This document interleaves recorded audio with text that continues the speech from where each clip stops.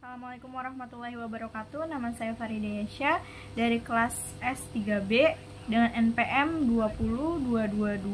202221500368. Di sini saya akan mengerjakan tugas mata kuliah membaca yaitu metode SQ3R, yaitu tahapan dalam membaca, yaitu yang pertama itu adalah prabaca, membaca, dan pasca baca.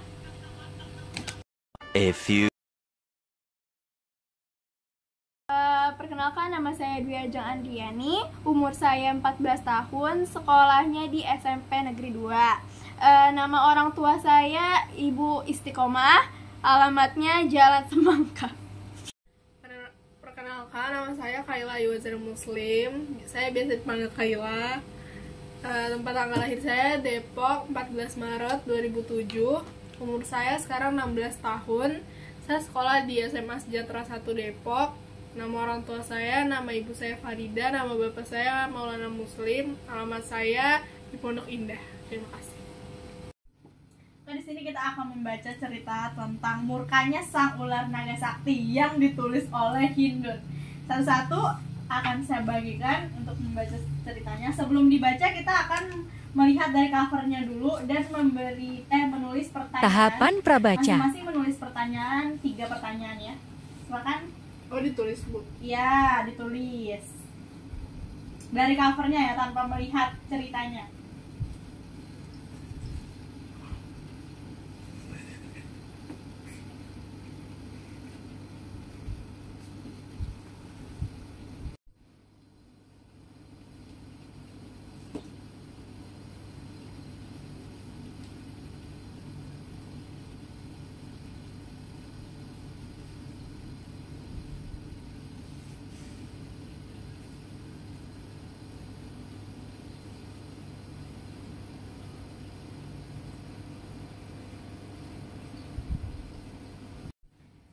Udah selesai bikin 3 soalnya? Oke, selanjutnya baca ceritanya. Tahapan membaca.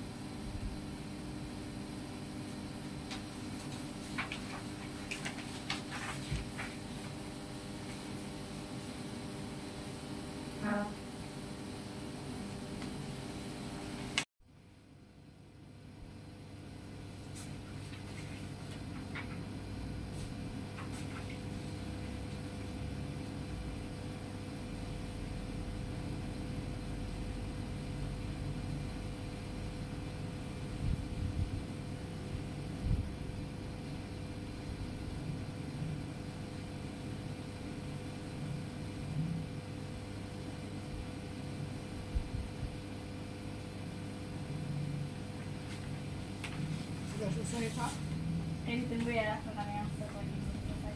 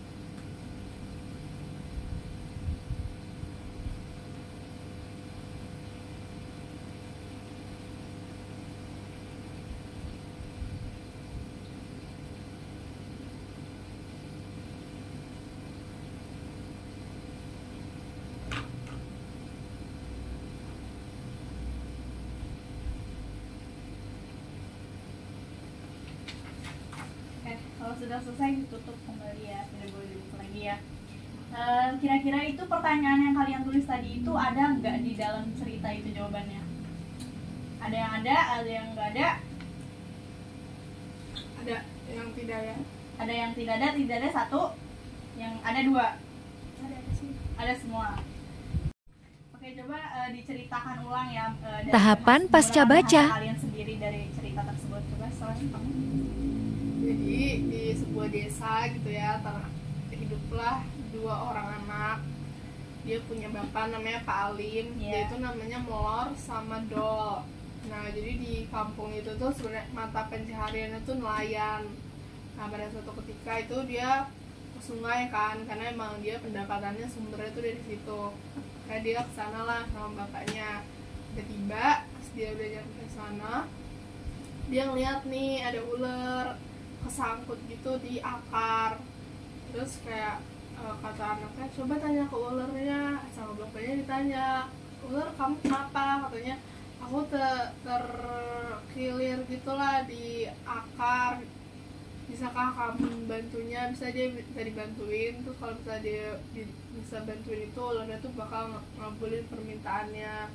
Udah kan dibantu. Abis itu dia nanya apa permintaannya, dijawab lah permintaannya tuh pengen sungainya tuh banyak sumber dayanya, banyak ikannya, kerang dan lain-lain, dan gampang diambilnya gitu kan. Jadi akhirnya dia dikabulin dengan satu syaratnya dia harus menjaga sungai itu jangan sampai tercemar, sungainya tetap bersih, bagus, itulah pokoknya. Akhirnya udah dikabulin, udah kan dia makin subur, dia pendapatannya makin banyak juga, makin bahagia lah itu orang-orang kampungnya.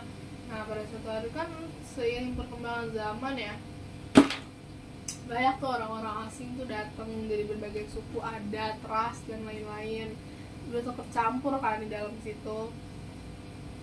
Akhirnya nah kebiasaan orang asing ini tuh buruk, kayak misalnya dia ke sungai sambil bawa makanan tapi sampahnya tuh dibuang ke sungai. Terus kan di sungai itu kan banyak pohon bakau. Nah pohon bakalnya tuh ditebangin buat bikin apa, buat bikin areng dan lain-lain. Nah semakin kesitu tuh Pak Alim sering nasehatin orang-orang itu supaya jangan kayak gitulah, karena kan ini juga sungai kan buat sumber pendapatan kita dan harus kita jaga. Kalau nggak ada sungai ini ya kita gimana, miskin gitu. Tapi mereka nggak dengerin dan itu kayak gitu, makin lama. Terus akhirnya di situ itu dibikin kolam renang. Kolam renang tuh kayak megah bagus gitu. Di tengahnya itu ada patung naga buat ngingetin sama ular itu kan. Pada suatu hari, nah di situ tuh juga sebenarnya sebagai sumber wisata gitu, wisata alam untuk orang-orang datang ke situ. Suatu hari itu tuh ada yang meninggal gara-gara ada orang yang tenggelam nggak bisa berenang. Tapi mereka itu nganggapnya karena kayak si naganya itu marah, balas dendam karena sungainya itu udah jadi Kotor. ya udahlah, karena ditutup, udah dihancurin tuh kolam renang. Akhirnya si kampung itu jadi sering banjir gitu, makanya dinamain kampung air apa air Air aja. aja. Karena Gitu, airnya? karena airnya tuh karena dia sering banjir, airnya tuh tersumbat karena sampah tuh. Udah deh kelar. Di sini ada keluarga gitu ya, ada bapak-bapak sama anaknya. Siapa namanya? Bayu? Mol ya? Ya, Mol dan Melor, Melor dan Del. Del ya. Nah, di situ dia hidupnya sebagai bapaknya nih bekerja sebagai nelayan. Ya. Apalagi tuh dia kesusahan untuk mencari ininya, misalnya udang, ikan gitu. Nah terus ketemu tuh sama sosok ular yang sedang tersangkut ya Di sungai. di sungai. Ya, Terus Pak ininya nih membantu si ular dan Pak Alim. ya Pak Membantu Alimnya ya ular. Nah ularnya terus membalas inilah Balas budi ya. dengan memberi kekuatannya nih untuk apa namanya membantu Pak Alim supaya bisa mendapatkan Banyak banyak ikan gitunya ya. Nah terus kehidupannya tuh udah mulai mendingan daripada sebelumnya. Nah lalu datang tuh orang-orang asing datang ke kampungnya ini. Dia orang-orang asing itu hanya merusak Seperti apa merusaknya? membuang sampah Ya. ya sembarangan gitu. Terus ikan-ikannya tuh banyak banget yang berkurang karena ulah si orang-orang asing itu yang datang ke ini kampungnya. Karena mereka menangkap ikannya itu menggunakan racun. Ya racun. Ya kan, racun ikan. Bener. Terus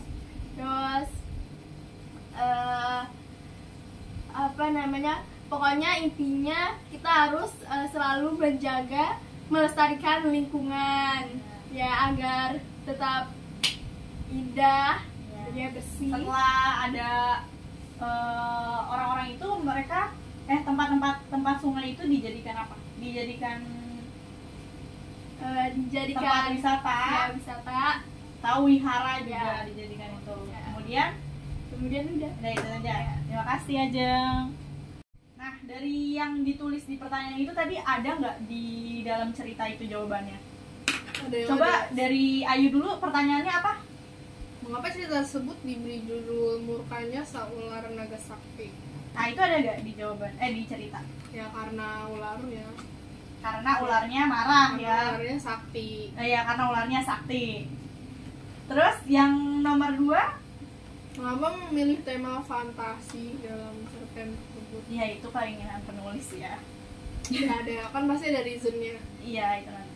Yang ketiga, Apa pesan moral yang terdapat pada cerpen tersebut yang bisa kita terapkan dalam kehidupan sehari-hari? ya apa pesan moralnya yang bisa diterapkan? Ya kita harus menjaga lingkungan, melestarikan lingkungan biar nggak terjadi hal-hal yang nggak diinginkan kayak Ya. banjir dan lain-lain. Ajeng bisa menambahkan dari tanggapan Ajeng pesan moralnya itu apa? Pesan yang ada di ceritanya ini, keluarganya si Pak Alim ini tuh seperti apa sifatnya?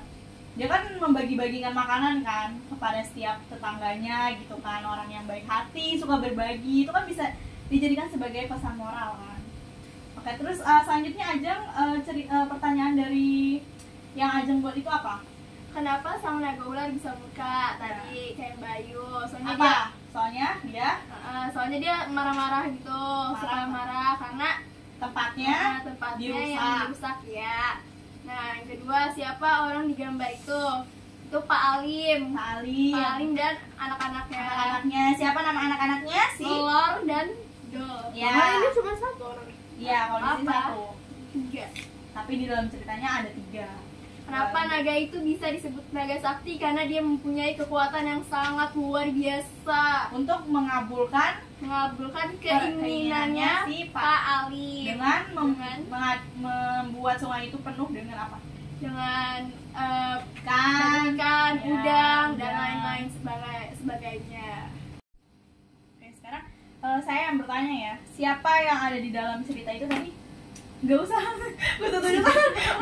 Ngomong jawabnya bareng-bareng aja bersama-sama. Siapa aja tadi yang ada di cerita? ada emak, ada Pak Alim, ada Anak-anaknya. melor, ada dol, Ya. ada naganya itu, ada orang asingnya, ada maklong tetangganya. Ya. Udah sih. Terus Sosok sih gitu tempat lah. apa saja yang ada di cerita tersebut? Ada sungai, ada kampung, ada kolam renang, ada wihara. Oke. Apa yang mereka temukan di sungai yang mereka tolong itu Ya itulah. ular karena Karena dia terlilit akar. terlilit akar. Permintaan apa yang mereka minta oleh si Biar, sang ular? biar sungai itu tuh banyak, Banyak, habitatnya yang habitatnya. tumbuh untuk sumber pendapatan mereka. Habitatnya seperti Ikan, kepiting, kerang, siapa yang merusak sungai tersebut? orang Orang-orang asing yang asing datang yang itu. Nah, bagaimana sifatnya si Pak Alim ini? Baik sih, dia bijaksana, dia orangnya juga konsisten dalam menjaga dan melestarikan sungai tersebut. Dia suka apa? Dia Suka kan menolong dia. suka menolong, Dia suka suka- berbagi, ya kan? Apa yang membuat ular ini menjadi murka? Apa yang Ya membuat karena ular sungainya marah? itu nggak dijaga, udah jadi kotor, pokoknya udah nggak kayak awal lah pokoknya. Karena apa? Mereka yang orang-orang baru itu menangkap ikan dengan menggunakan apa? Menggunakan racun. Racun. Iya, jadi ikannya banyak yang mati Iya. ya. Setelah rusak, sungai itu dijadikan tempat apa? Tempat wisata. Tempat wisata jadi kolam renang, baru habis itu jadi wihara Wihara. buat orang Buddha. Nah, kan tempat itu kan dijadiin wihara buat orang-orang Buddha dan dijadiin kolam renang kan. Sebelum saat dijadikan kolam renang itu apa insiden yang terjadi? Karena ada orang yang mati karena Tenggelam. Dan selanjutnya kan dijadikan wihara kan. Saat dijadikan wihara itu apa yang terjadi? Wihara itu mengalami apa karena Mengalami banjir kan? Iya, Banjir iya. terus karena airnya keluar terus. Iya. Makanya disebut air kampung air aja. ya kampung air aja karena Karena banjir, karena dia kayak akan air gitu Nah, lah, kayak iya. air.